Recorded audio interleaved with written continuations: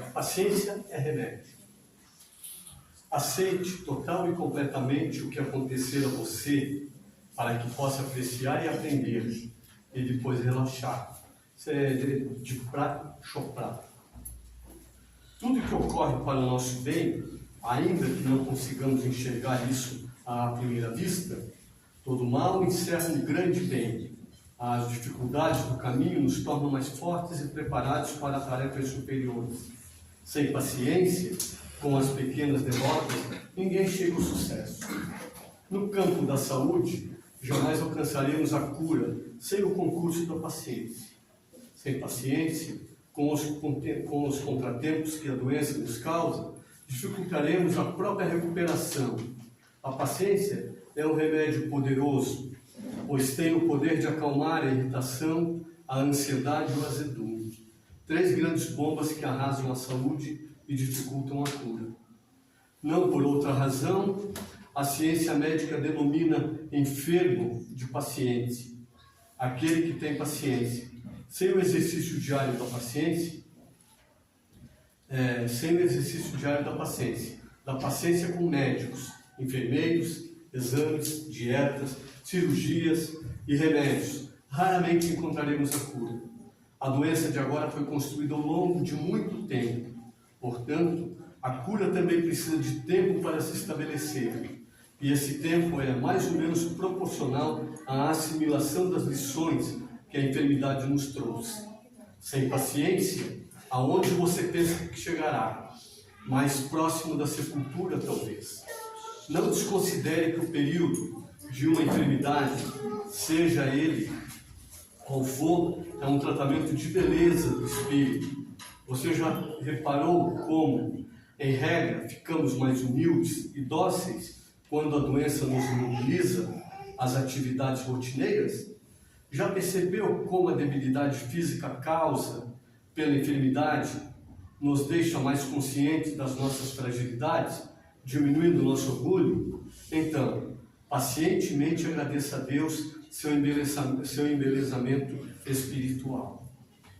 Então, meus irmãos, neste momento, sabedores que somos, que todos que vêm até aqui, é portador de algo para si, ou para um amigo, ou para um parente. Então, este realmente é um momento.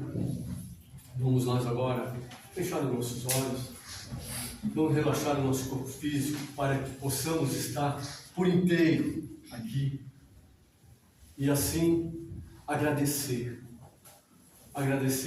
primeiramente a Deus por poder estar aqui, e agradecer também a espiritualidade amiga, que com certeza preparou com muito carinho este ambiente para que todos chegassem e pudessem se sentir muito bem. E assim, em agradecimento, nós dizemos: Pai nosso que estás no céu, santificado seja o vosso nome, venha a nós o vosso reino, e seja feita a vossa vontade, assim na terra como nos céus. O pão nosso de cada dia nos dai hoje. Perdoai, Senhor, as nossas ofensas, assim como nós perdoamos a quem nos tem ofendido. E não nos deixeis cair em tentações, mas livrai-nos de todos os males, agora e sempre, que assim seja. E desta forma, então, meus amigos, meus irmãos, hoje, para a nossa alegria, nós temos na tribuna o nosso irmão Edgar, que veio lá de longe, mas está aqui, e que pedimos toda a atenção, tanto para ele quanto para aquilo que ele vai trazer para nós na noite de hoje. É contigo, irmão.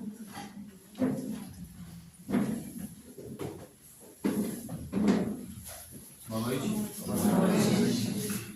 Receba os nossos votos de muita paz e o nosso cumprimento da nossa casa, Centro Espírita Portal da Vida.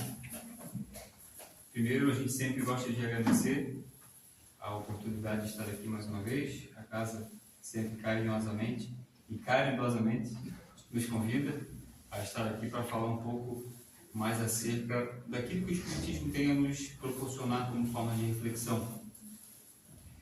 A doutrina espírita é, eminentemente, uma proposta filosófica, doutrinária, que estimula a reflexão, estimula com que cada indivíduo que a segue, que a escolheu, possa refletir de forma lúcida, racional, inteligente, para que a gente possa pensar, refletir sobre os mais variados aspectos da nossa vida, sobre tudo aquilo que envolve a vida da criatura humana. E o tema que a gente aborda nesse mês é justamente sobre a importância ou a missão da doutrina espírita, do espiritismo, no nosso mundo.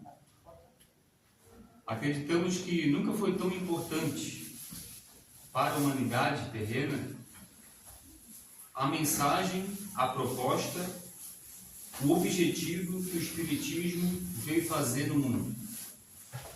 Nunca foi tão importante para a vida que nós conhecemos, a vida social, a vida universal do mundo. Nunca foi tão importante conceitos morais, filosóficos, do ponto de vista sobre a nossa natureza, a nossa origem e o nosso destino. Vivemos situações extremas. Estamos em pleno 2024 e temos 2 guerras em curso, conflitos civis em vários pontos do globo. Vivemos a era da inteligência, da razão, da tecnologia, da ciência. A ciência avançando a passos muito largos mesmo. Hoje, por exemplo, a ciência, o movimento científico, já possui total condição, talvez isso não seja novidade para muitos, total condição de fazer, por exemplo, transplante de cabeça.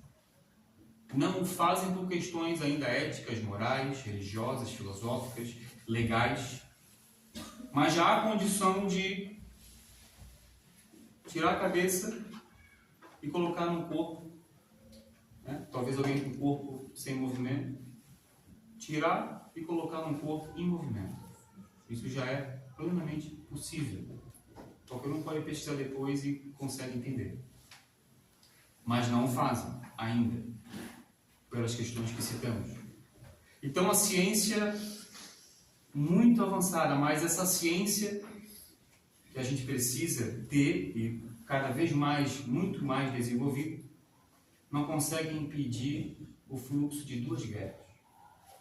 Porque o que impede os conflitos, a guerra, a violência no nosso mundo, se tratando de guerras mundiais, é a diplomacia, é a política, enfim, lá no fundo é a questão humana, moral.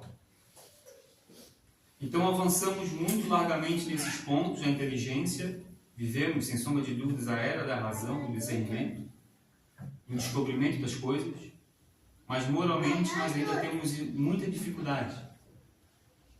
É um ponto que a gente ainda precisa efetivamente aprimorar.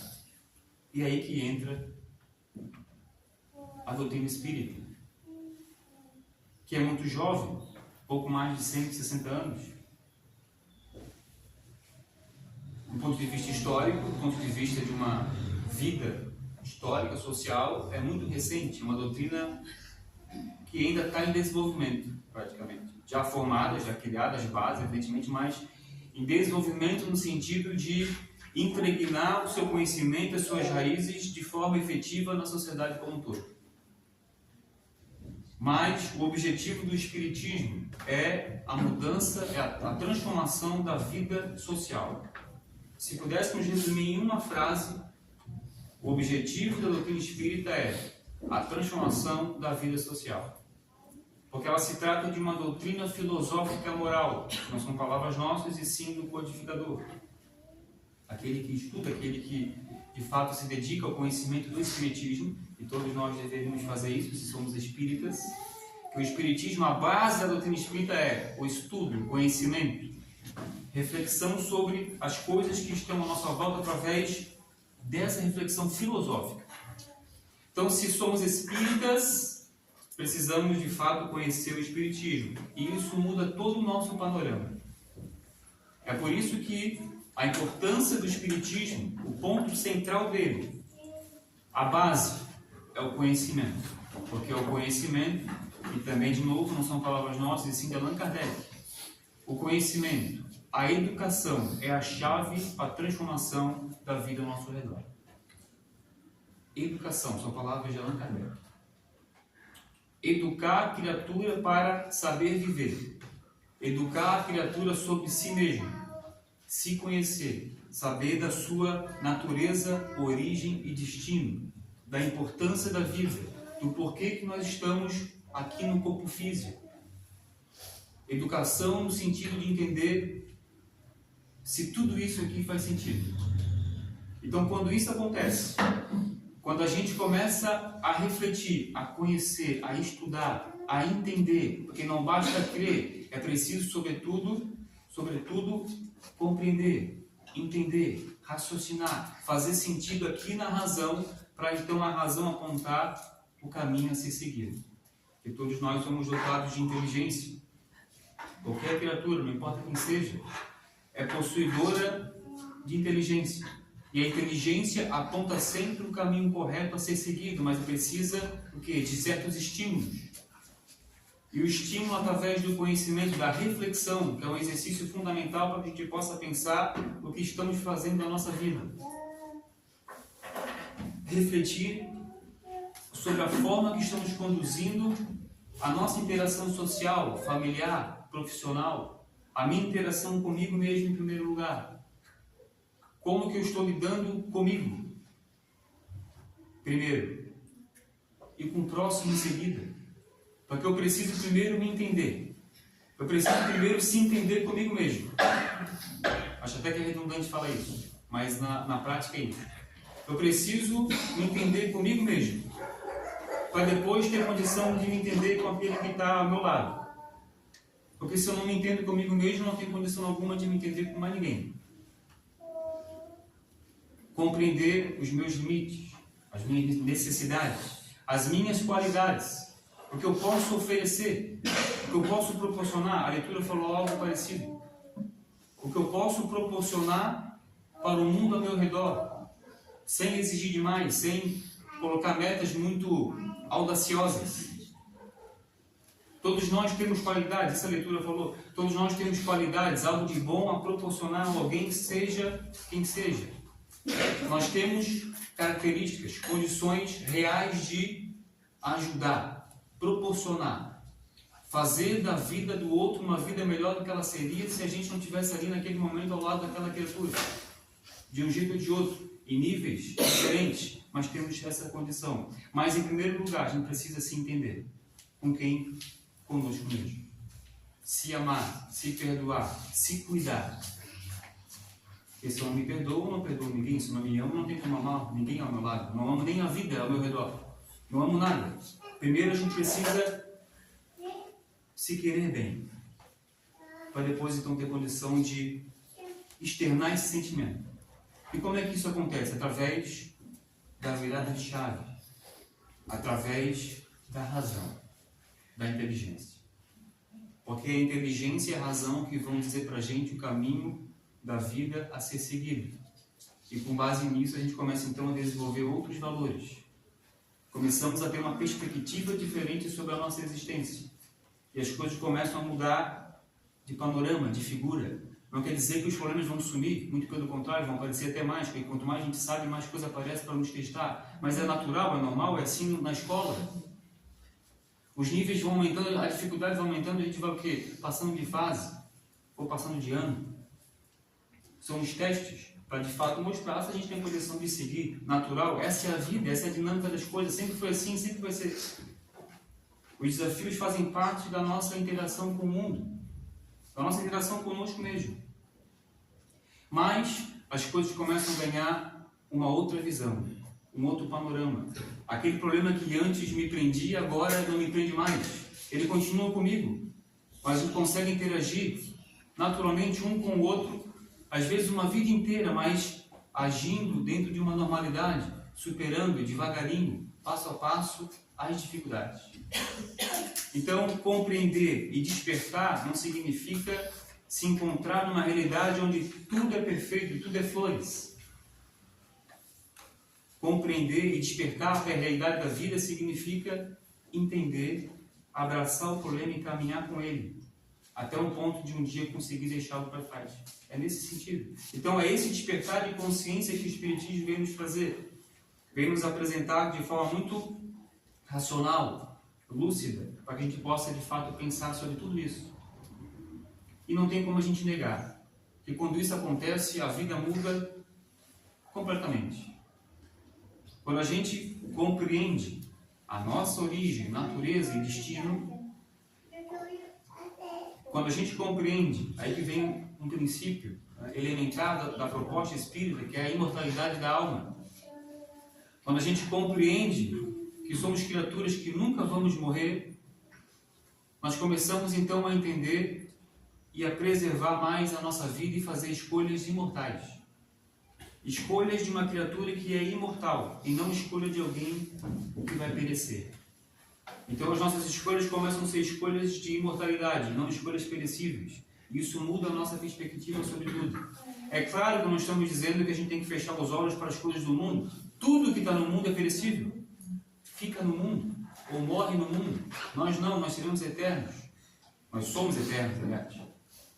Não significa que temos que virar as costas para as questões do mundo. Muito pelo contrário, se estamos no mundo, precisamos dar aquilo que o mundo nos pede. Temos responsabilidades, compromissos. Precisamos das coisas materiais, isso é óbvio.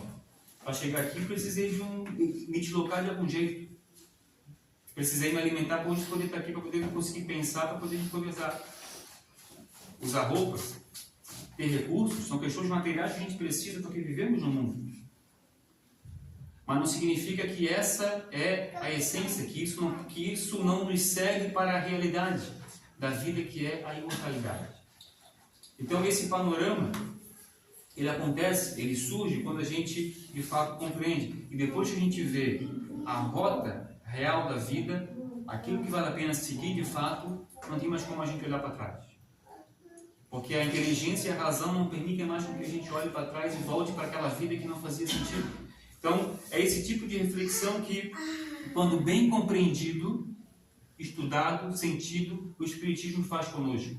É esse movimento de olhar para dentro, de lançar um olhar imortal para tudo que está na nossa vida. Então a gente começa a deixar de lado aquilo que não presta, começa a colocar na lata do lixo aquilo que me faz mal. Pouco a pouco, devagar. E não quer dizer que quando compreendemos e agimos assim, a gente vai ser perfeito. Espírito perfeito não existe. Se Jesus esperasse espírito perfeito para ter casa espírita, não teria casa espírita. Já começa por aí. Não teria nem espírito.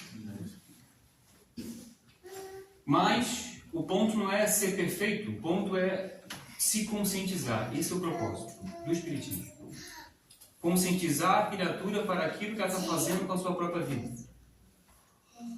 Nos conscientizar sobre a nossa importância e o nosso papel no contexto social, familiar e assim vai. Então, essa compreensão muda inclusive questões de dia a dia, questões corriqueiras, a forma como a gente responde, a forma como a gente age, reage, a forma como a gente interage com a vida ao nosso redor, seja no trabalho, seja em casa principalmente, o nosso próximo, mais próximo, que é o nosso familiar, nossos pais, nossos filhos, esposo, esposa,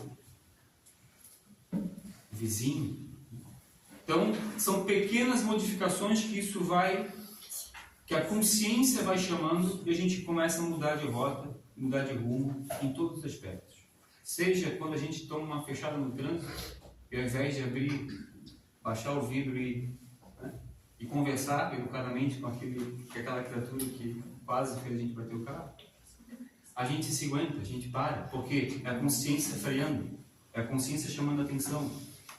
Ainda estamos, evidentemente, na fase de talvez até pensar mal, mas pelo menos talvez a gente não vá fazer de falar, de externar. É claro que pensar também já está fazendo, mas já é um passo. Ninguém precisa se transformar num Chico Xavier hoje, amanhã, nessa vida.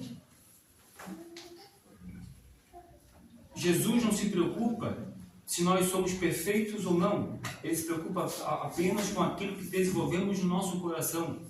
Se a gente de fato está no caminho, então está tudo certo. Um caminho de se esforçar. O próprio codificador traz A questão do verdadeiro espírita. Reconhece o verdadeiro espírita pelo esforço que ele faz para domar as suas más inclinações. Então, esforço. Não é reconhece o verdadeiro espírito, o verdadeiro cristão, pela perfeição que ele tem. Não é isso. É pelo esforço que ele faz para se controlar, para se melhorar, para ser melhor a cada dia. Nós erramos constantemente, eu erro todo dia. Natural. Mas o problema não está em não errar. O problema está em errar hoje e amanhã errar de novo a mesma coisa. É esse o processo. Então a gente começa a controlar os nossos atos, a verificar aquilo que de fato importa. Mas é claro, tudo isso é um processo que vai surgindo de acordo com o conhecimento, com a nossa predisposição de entender, de compreender, né? E passar a superar alguns princípios, como por exemplo, e não é à toa que Kardec começou por ele, que é a existência de Deus. O primeiro assunto que Kardec se dedicou, quando de fato se convenceu do fenômeno, após todo um processo de investigação, todo um processo, toda uma metodologia, quando de fato se convenceu e assumiu o compromisso de iniciar a codificação, o primeiro assunto, o primeiro tema, Deus. A existência de Deus. E Kardec começa a questionar os espíritos sobre o que é Deus. Por quê?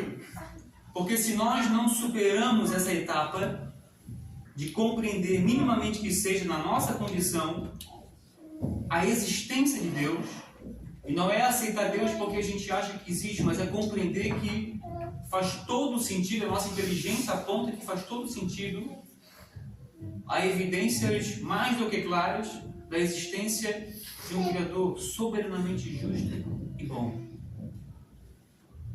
Então, quando a nossa inteligência aponta para essa realidade, que é a existência de Deus, e se nós não superamos essa etapa, todo o resto é prejudicado. Então, o que adianta a gente falar de moral, de bem, de amor, de caridade, se nós não superamos a etapa principal, que é Deus? É claro que nós não temos condições de compreender Deus na sua integralidade. É a mesma coisa que pegar, eu sempre falo isso, já ouviu isso também, falando, pegar um bebezinho de 2 meses de idade e querer ensinar para ele física quântica, matemática aplicada, vai dar certo? Não vai, não tem como. Esse exemplo se aplica a todos nós e tentar entender Deus na sua integralidade, não dá. Mas nós temos condições de entendê-lo dentro da nossa limitação, dentro do nível de inteligência que nós temos. Compreender Deus em tudo que existe na vida.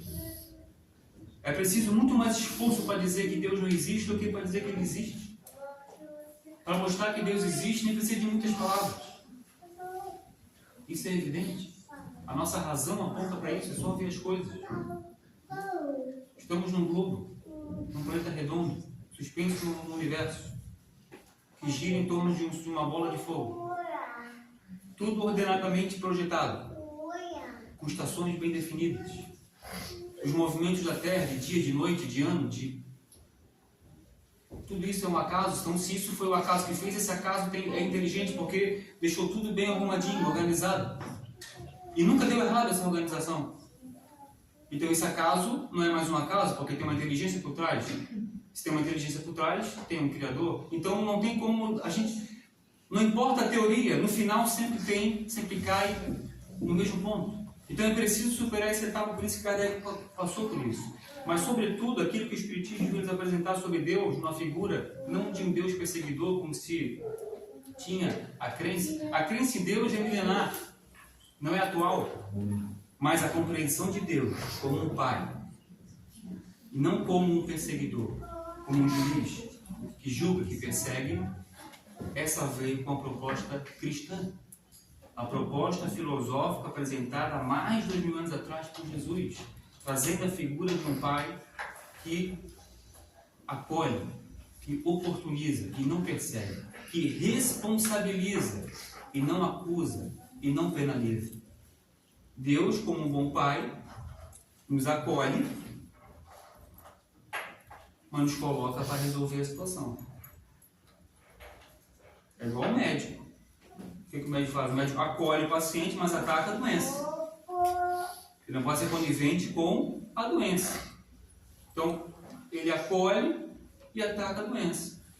Deus, como qualquer pai, como qualquer mãe, acolhe, mas manda resolver. Só que como um bom pai e como boa mãe, quando ele nos vê fazendo um pouquinho que seja, ele já se contenta, já fica feliz. Não é assim? O filho vai lá para a bagunça, a gente manda arrumar. Se ele demonstrar um mínimo de esforço que seja ficar se esforçando, arrumando, a gente já está satisfeito. Está tudo certo. Não é assim? Imagina Deus. Imagina Deus. Então, superar essa etapa é fundamental, aliada à questão da imortalidade da alma, e aliada ao terceiro princípio, que é a reencarnação, aliada a um outro, lei de causa e efeito. Então, Deus, imortalidade da alma, reencarnação, causa e efeito. Então, a compreensão da lei do retorno é fundamental para a gente entender que nós não somos perseguidos. Nós somos apenas criaturas que precisam restabelecer aquilo que lá atrás nós mesmo desequilibramos. A reencarnação é o maior gesto de amor que Deus tem por cada um de nós, do ponto de vista prático e efetivo. Porque Deus nos coloca nas situações em que nós mesmos criamos através de uma desorganização da lei do universo, que tudo equilibra, para que a gente possa fazer diferente e consertar aquilo que lá atrás nós bagunçamos. Então, se isso não é amor, se isso não é justiça, se isso não é bondade, nós não sabemos mais o que é. Nós já fizemos tanta coisa errada e hoje estamos aqui, com essa possibilidade, com essa oportunidade. E olha o que a gente tem à nossa disposição. O Espiritismo é uma luz para o mundo. É uma fonte de regeneração, se a gente quiser abraçar, entender, interiorizar e, sobretudo, evidentemente, praticar, como falamos agora há pouco, devagarinho, pouco a pouco, dentro da nossa condição, sem forçar, naturalmente. O Espiritismo pode ser uma ferramenta de regeneração de todo o nosso destino, de toda a nossa vida que não tem fim. Nossa vida imortal. Então vejam a grandiosidade que é a justiça de Deus, que nos concede essa oportunidade. Sobretudo para quem vem falar de espiritismo. Eu conheço alguns palestrantes que têm o orgulho de fazer várias palestras em vários centros espíritas. Mal sabe ele, né? Mal sabe ele. A gente já fez tanta coisa errada na vida, né? Que chegou nessa fase, diz, meu filho vai voltar lá, vai ser palestrante espírita, vai ver se está aprendendo uma coisa. Então por quê? Porque Deus sabe aquilo que efetivamente a gente precisa, e essa é a oportunidade. E o processo de reajuste não é perseguição, é responsabilização. E, acima de tudo, tudo isso nos faz compreender que Deus não quer que ninguém sofra. Deus não quer que ninguém reajuste a bagunça do passado na dor. Deus permite que a gente faça no amor. O Chico disse isso várias vezes.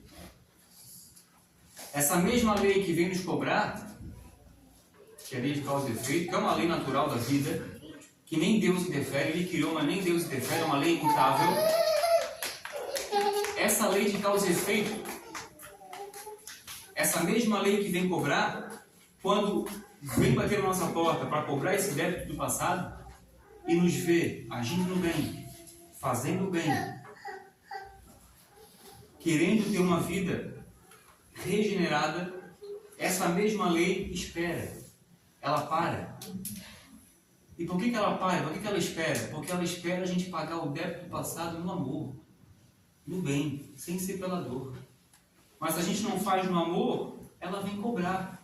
Então, a cobrança ela vem, seja com a oportunidade que a gente tem de fazer o bem, ou seja no processo mais dolorido. Mas ela vem porque é da lei. É uma lei natural da vida, assim como as leis da física, a lei da gravidade. Né? Ninguém no mundo vai conseguir fazer com que se eu soltar isso aqui, ele pare de cair, que é uma lei natural da vida. Assim é a gente. Não tem como a gente impedir a lei de causa e efeito, porque é uma ordem natural da vida. Mas a gente pode amenizar o processo e mudar o método de reajuste. Só isso que a gente decide. Pagar nós vamos. Agora a forma está na nossa mão. Se é pelo processo mais fácil ou mais difícil. Então percebam que se isso não muda vidas, se essa reflexão, se esse pensamento, se essa filosofia não muda destinos, a gente não sabe mais o que pode mudar. Por isso que a gente traz esse tema como a importância da doutrina espírita, né, para o mundo. O Espiritismo nos mostra a importância do progresso moral e intelectual e o objetivo da nossa existência, que é aquela tão falada, tão almejada felicidade.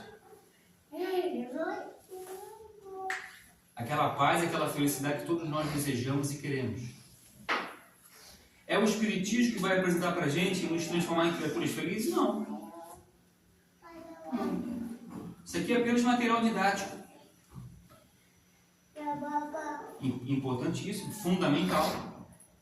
Fundamental. É um presente maravilhoso de Deus. É um projeto de amor divino. O Espiritismo é um grande projeto de Deus por amor à humanidade. Mas não é Ele que vai salvar. Somos nós.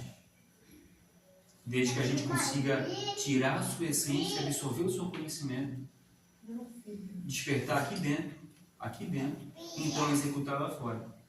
É assim que a gente vai se encontrar nesse mundo de felicidade, esse mundo de regeneração que a gente tanto fala, ou tanto escuta, tanto ouve nas palestras, nos estudos. A regeneração é individual em primeiro lugar, para ser coletiva depois. Então não é Jesus que vai vir aqui numa data, esqueçam data, gente, não existe data. O mundo vai se transformar na data de 2000. Esqueçam data, não existe data na doutrina espírita. Não é Jesus que vai vir aqui em tal ano e vai estalar os dedos e a vida vai se transformar de tal modo em que agora o mundo é regenerado. Não. A regeneração é individual e depois tem todo um efeito coletivo. E o mundo físico também regenera, evolui. É só olhar para a história, né? O planeta Terra, há não sei quantos milhões de anos atrás, não é o mesmo de hoje. O próprio mundo evolui do ponto de vista físico. Então, a regeneração é a criatura individualmente, moralmente, fisicamente e o mundo como um todo também. Mas, para a gente finalizar, a importância do Espiritismo para a vida humana, sobretudo para aqueles que se dizem cristãos, o ponto mais importante. É claro que tem todos os aspectos filosóficos, científicos, mas o ponto fundamental, transformador, é a visão que o Espiritismo nos traz acerca da figura do próprio Cristo. A doutrina espírita nos apresenta um Jesus possível, alcançável, amigo, que caminha lado a lado. Não um Cristo da cruz, não um Cristo cheio de sangue, não um Cristo Deus. Jesus não é Deus. Jesus é uma criatura. Mas a doutrina espírita simplifica a figura do Cristo, mas ao mesmo tempo enaltece toda a sua grandiosidade e a sua importância para a regeneração de toda a nossa vida. Por isso que ele mesmo disse: eu sou o caminho, a verdade e a vida, e ninguém chega ao Pai se não passar por mim. E passar por Jesus não é pegar um carimbo com ele numa fila. Passar por Jesus significa viver a vida que ele disse para a gente viver. Jesus veio aqui em carne nos apontar, nos mostrar a vida que faz sentido ser vivida. Isso é passar pelo Jesus, isso é passar por Ele para chegar a Deus. É seguir o caminho que Ele propôs. Amai-vos uns aos outros como eu vos amo. Simples assim. Então, passar por Ele é isso. É compreender a sua proposta e tentar segui-lo. Mas Ele sabe que a gente segue do nosso jeito, ainda tropeçando, ainda errando. Ele já passou por isso. Jesus não nasceu Cristo. Jesus foi uma criatura. Como tudo na criação, tudo evolui. Não é assim? No mineral, nas plantas, nos animais. Por que o espírito vai ser diferente? Não é. O espírito começa lá simples e ignorante. Jesus um dia foi simples e ignorante. Um dia foi igual a gente errando, fazendo coisa errada, mas cresceu, evoluiu, aprendeu, compreendeu o caminho real da vida e se tornou o que? Um Cristo. É claro que não é assim tão rápido. Mas o passar por mim significa isso. Para que a gente possa então realmente chegar nesse tão almejado mundo de felicidade e de regeneração. De regeneração que nos traz esse início de felicidade. Então, sem sombra de dúvida, gente, a missão do Espiritismo é iluminar consciências. Porque é isso que muda, é isso que transforma. A modificação da forma de pensar, de ver quem somos e o que estamos fazendo aqui. Para que a gente possa, então, caminhar para esse mundo tão sonhado de paz, de felicidade e de regeneração. Agradecemos a caridosa atenção de todos e desejamos uma continuidade de semana de muita paz. Muito obrigado.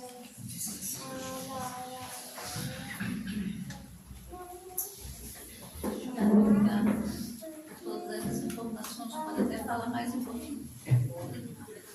A doutrina espírita, ela nos abre várias janelas de informações, de oportunidade, de esclarecimento e de realidade. Nos tira da ilusão. Porque muitas das vezes a gente vive uma vida muito cheia de ilusão.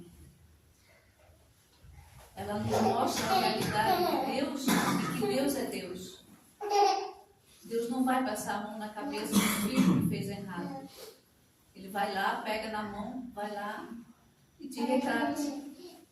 E a gente está acostumado com aquele Deus de barganha. De comprar, de trocar. Eu vou lá, eu dou uma cesta básica. Eu pago qualquer coisa e está tudo certo. Não é. A doutrina espírita nos mostra essa consciência. Claro que a gente não é santo, mas a gente pode melhorar muito ainda nessa reencarnação. E Ele sempre nos dá a oportunidade de melhora. Melhorar para os outros, não, para nós. Com as nossas sombras, com as nossas dificuldades.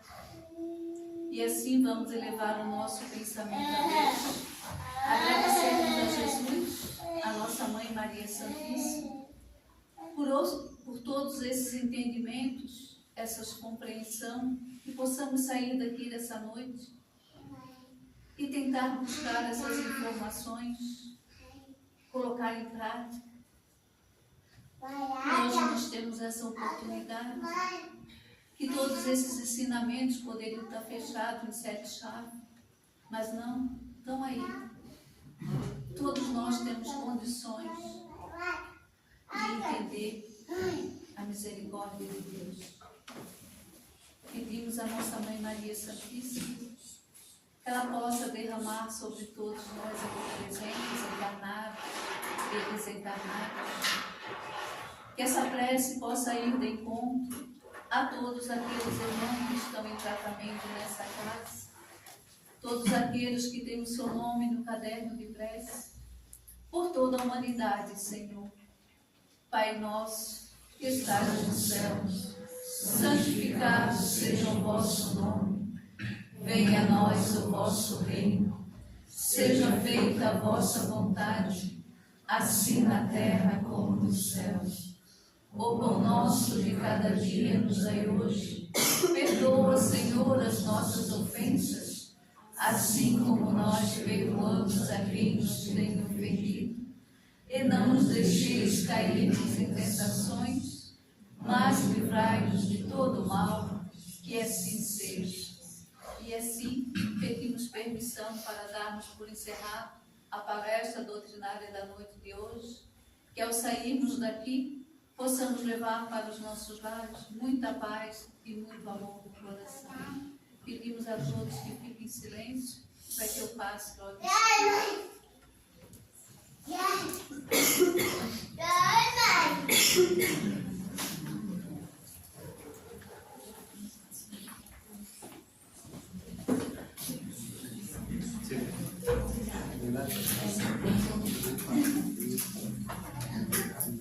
De amor comigo.